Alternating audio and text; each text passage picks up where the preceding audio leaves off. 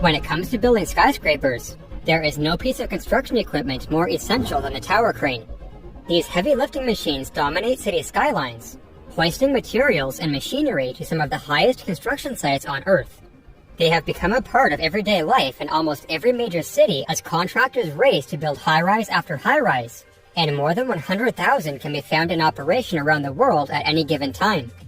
Despite how common tower cranes are, they often seem to appear in the sky out of nowhere, leaving many of us wondering how they got there in the first place. The vast majority are erected using mobile cranes that are larger in size, but obviously this can't always be done when you are building a record-breaking structure, and taller cranes simply don't exist. Some construction sites in dense urban areas may not have enough space for a large mobile crane either, and many projects also require tower cranes to be erected in stages so that they rise in unison with the constructed portion of the building. In these scenarios, the cranes must raise themselves to the final working height all on their own using a method known as climbing, and that is what we will be looking at in today's video. In general terms, climbing a tower crane simply refers to the process of adding or removing sections of the mast in order to increase or decrease the overall height. The concept is fairly straightforward in principle, but it is quite difficult to execute safely in the field, with catastrophic consequences if anything should go wrong. It is one of the most dangerous operations that can be performed with a tower crane, and it is only carried out when absolutely necessary to complete a project. Before climbing can begin, a tower crane must first be erected to an initial height using a suitable mobile crane. The process begins by constructing a stable foundation, which usually consists of a large concrete slab reinforced with steel rebar, and this takes place about a month before the crane goes vertical, so that the concrete has enough time to cure. Once the concrete has reached its full strength, the first steel truss section of the mast is lifted into place, and it is secured with anchor bolts that are embedded in the foundation. Additional sections are then stacked on top of one another to complete the tower portion of the crane, and they are fastened together with high-strength steel bolts. The mast is topped off with a slewing unit, which is basically a turntable that allows the top of the crane to rotate, and this serves as a base for the operator's cab and lifting components. The exact arrangement of the top assembly varies depending on the type of tower crane, but the one shown here has a hammerhead configuration, with a cathead and a fixed jib that cannot be moved up or down. The cathead is the first component to be installed on top of the slewing unit, followed by the counter jib and working jib, and these are connected with steel tie rods that help to transfer loads to the mast. Once the top assembly is complete, a counterweight is then added to the counter jib, which normally consists of several concrete slabs. The counterweight helps to balance the load when the crane is performing a lift, effectively reducing the bending moment, or torque, that must be carried by the mast. Since the working jib is fixed on this particular crane, a trolley system must be used to adjust the radius of the hook so that the load can be positioned closer or further from the mast. This is not the case for luffing jib tower cranes, however, as they can adjust the radius simply by raising or lowering the working jib. In either case, the ability to change the position of the load makes it possible to perfectly balance the crane on top of the mast, and this is essential for the climbing process to be carried out safely. When a tower crane is ready to be climbed, a steel climbing frame is first assembled around the base of the tower, and it is lifted up to the underside of the slewing unit. The frame has a square cross-section with a lattice structure around 3 sides, but the front is left open so that new mast sections can pass through. The top is securely fastened to the underside of the slewing unit with high-strength steel bolts, and a hydraulic jack at the bottom is positioned over a push point on the existing mast.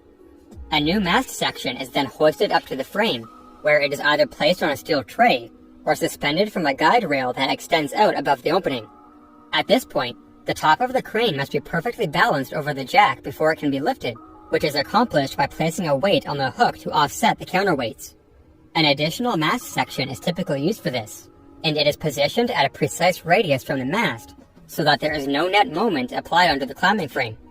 The crane top essentially behaves like a large balance scale during the climb, and it could topple off the mast if its center of gravity is not in line with the jack. In addition, the climbing frame is not designed to carry significant torsion, and it is extremely important that the crane is not slewed during the climbing process. The new mast sections are therefore arranged in a straight line on the ground to eliminate any need to rotate the crane, and the operator will usually leave the cabin during the climb so that the crane cannot be slewed accidentally. Once the crane is confirmed to be in balance and all safety checks have cleared, The hydraulic cylinder is then pressurized to take the weight of the crane top, and the slewing unit is unbolted from the top of the mast. The cylinder is used to lift the climbing frame along with the top of the crane until there is enough clearance to insert a new mast section, which usually requires several strokes depending on the cylinder's length. The mast section can then be maneuvered inside the frame, where it is bolted to the underside of the slewing unit, and the hydraulic cylinder is depressurized so that the bottom of the new section engages with the top of the existing mast. After the joints are securely fastened, the cylinder